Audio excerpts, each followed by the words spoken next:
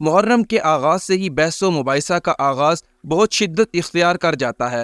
بہت سے سوالات جو اہل بیت سے عشق کرنے والوں کی دل آزاری کا باعث بنتے ہیں، ایسے لوگوں کی طرف سے کیے جاتے ہیں جو کہ خود کو اہل علم یا انسانیت کے پیروکار کہتے ہیں۔ انہی موضوعات میں سب سے اہم یہ ہے کہ کچھ لوگ کہتے ہیں کہ واقعہ کربلا صرف اقتدار کی جنگ تھی۔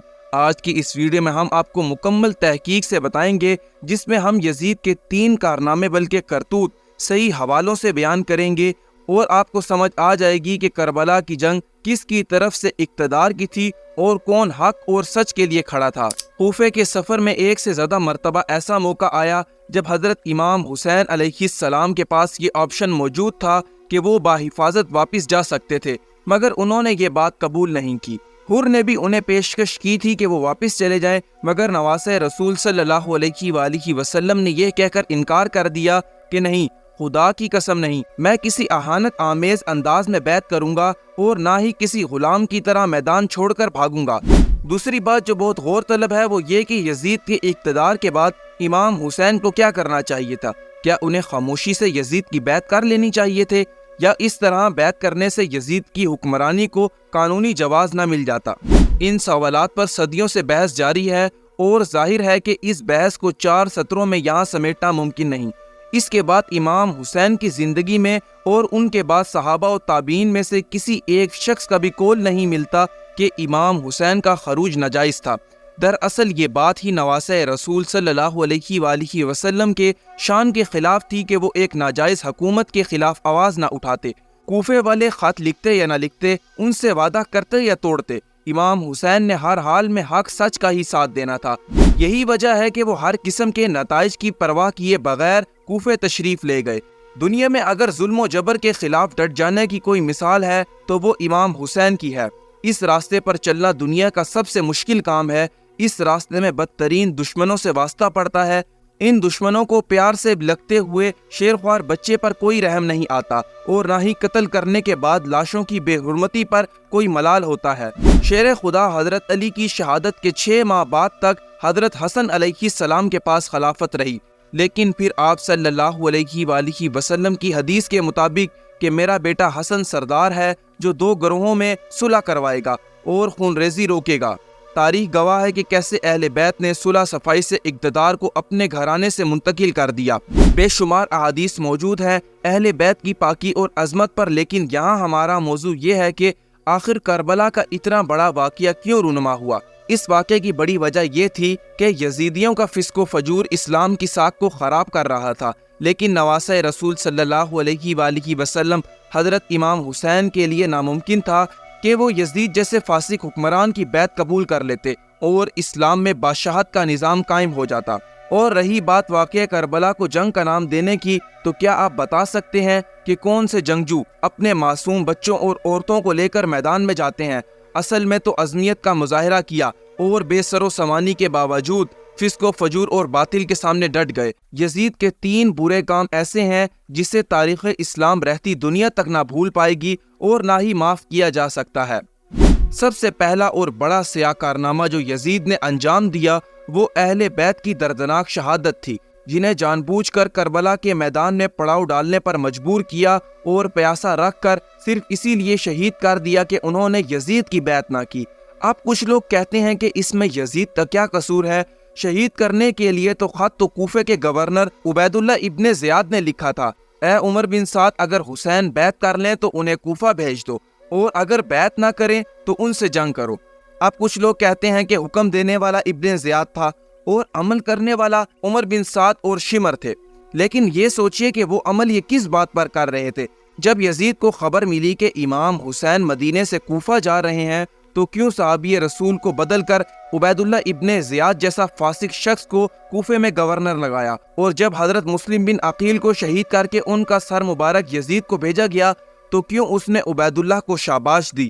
شہادتوں کے بعد جب شہدائے کربلا اور سید الشہداء کا سر مبارک اور اہل بیت کو قیدی بنا کر یزید کے پاس بھیجا گیا تو کیوں اس نے عبید اللہ ابن زیاد، عمر بن سعد اور شمر کو کیوں سزا نہ دی؟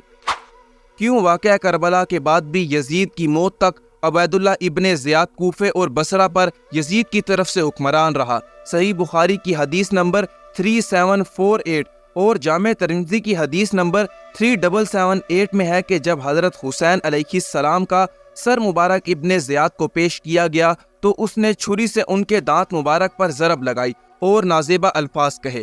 ایسے واقعات کے باوجود بھی ابن زیاد جیسا شخص اپنی مسلط پر جمع رہا۔ یہ ساری باتیں اس بات کا منہ بولتا ثبوت ہیں کہ یزید کی سرپرستی میں ہی واقعہ کربلا ہوا، جیسا کہ صحیح بخاری کی حدیث نمبر 3110 اور صحیح مسلم 3609 میں حضرت امام سجاد زین العابدین فرماتے ہیں، میں اپنے والد کی شہادت کے بعد یزید کے دربار سے مدینہ پہنچا تو صحابی مسوران میرے پاس آئے اور کہا کہ آپ کے پاس جو رسول اللہ صلی اللہ علیہ وآلہ وسلم کی تلوار ہے، جو آپ صلی اللہ علیہ وآلہ وسلم کے بعد حضرت علی، پھر حضرت حسن اور پھر حضرت حسین کے بعد آپ تک پہنچی ہے، وہ مجھے عنایت فرما دے۔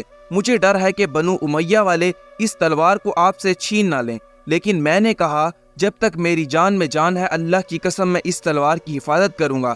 یزید کا دوسرا سیاہ کارنامہ یہ ہے کہ اس کی فوج نے مدینہ پر حملہ کر کے وہاں بے پناہ ظلم ڈھائے۔ امام احمد بن حنبل جو کہ امام بخاری اور امام مسلم کے استاد ہیں، ان سے ان کے شاگرد نے یزید کے بارے میں مدینہ پر حملہ کرنے کا پوچھا تو آپ نے فرمایا یزید وہی جس نے مدینہ والوں کے ساتھ وہ کرتوت کیے جس کی مثال نہیں ملتی، اور اس نے مدینہ کو لوٹا بھی۔ یزید کے مدینہ پر حملے کے واقعے کو واقعہ حرہ کے نام سے جانا جاتا ہے، جہاں پر یزیدی فوج نے قتل عام کیا اور مدینہ کی حرمت کو پامال کیا۔ اسلامی تاریخ کا یہ سانحہ یزید کی حکمرانی میں ہوا۔ واقعہ کربلا کے بعد جب اہل مدینہ نے یزید کی بیعت ختم کی اور اس سے الگ ہو گئے تو اس نے اہل مدینہ پر فوج کشی کی اور حرہ کے مقام پر اس کی فوج نے اپنے ڈیرے ڈال لیے۔ اس وجہ سے اس واقعے کو واقعہ حرہ کہا جاتا ہے، اور اس واقعے میں صحابہ اکرام کو بھی نہ بخشا گیا۔ کئی دن لوٹ مار قتل عام جاری رہا، یہاں تک کہ تمام لوگ اپنے اپنے گھروں میں پناہ گزیر ہو گئے۔ بہت سے صحابہ کو بھی شہید کیا گیا۔ صحیح بخاری 4096، 4024، 2959۔ اور اس وقت مسجد نبوی میں حضرت سعید موجود تھے۔ جب نماز کا وقت ہوا تو روضہ رسول صلی اللہ علیہ وآلہ وسلم سے اذان کی آواز شروع ہو جاتی تھی۔ حضرت سعید فرماتے ہیں کہ جب نماز کا وقت ہوتا میں قبر شریف سے اذان کی آواز سنتا تھا، پھر اقامت بھی ہوتی اور میں اسی اقامت سے نماز پڑھتا۔ ان دنوں مسجد نبوی میں میرے سوا کوئی نہیں ہوتا تھا۔ جبکہ علامہ ابن کثیر لکھتے ہیں کہ یزیدی فوجیوں نے بہت سی پاک باز لڑکیوں کی عزت کو لوٹا اور 1000 صحابیات اور تابعیات بنا شادی کے حاملہ ٹھہری۔ روح لرز جاتی ہے یہ روایت پڑھ کر۔ اللہ اکبر۔ اور 3 دن تک مسجد نبوی میں گھوڑے باندھ کر رکھے گئے اور مسجد نبوی میں نماز نہیں ہوئی۔ صحیح بخاری میں 3323 سے لے کر 3333 تک یہ 15-20 احادیث ہیں جن کا لب لباب یہ ہے کہ آپ صلی اللہ علیہ وآلہ وسلم نے فرمایا جس نے اہل مدینہ کو ڈرایا یا اہل مدینہ کو دھمکایا یا مدینے والوں پر ظلم کیا، اس پر اللہ کی لعنت، اللہ کے فرشتوں کی لعنت اور تمام لعنت کرنے والوں کی لعنت۔ اس کے بعد یزید کے تیسرا گنونا کام مکہ شریف پر حملہ کرنا تھا۔ مدینے سے فارغ ہونے کے بعد یزید کے حکم سے اس کی فوج نے مکہ مکرمہ کا رخ کیا، کعبہ کا محاصرہ کیا اور خانہ کعبہ شریف پر منجنیقوں کی مدد سے پتھراؤ کیا گیا۔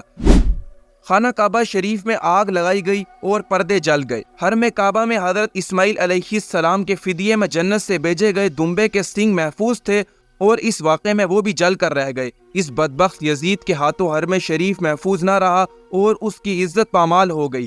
صحابہ اکرام کی توہین اور حرمت رسول صلی اللہ علیہ وآلہ وسلم کے خون سے اس کے ناپاک ہاتھ رنگین ہو گئے۔ اس کے بعد اس کو مہلت نہ ملی اور ذلیل و خوار ہو کر مر گیا۔ جو لوگ غلط فہمیوں کا شکار ہو کر یزید کو ایک نیک شخص سمجھتے ہیں ان سے گزارش ہے کہ غور کریں کہ آخری وقت میں اس کا انجام لعنتی کارناموں پر ہوا تھا۔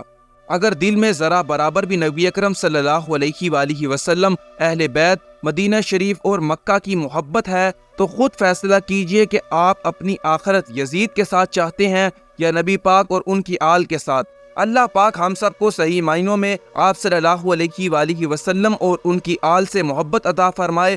ہم بھی نبی اکرم صلی اللہ علیہ وآلہ وسلم اور اہل بیت پر اپنی جان، مال اور عزت قربان کرنے والوں میں شامل ہوں۔ اللہ پاک ہماری دعا کو قبول فرمائے، آمین۔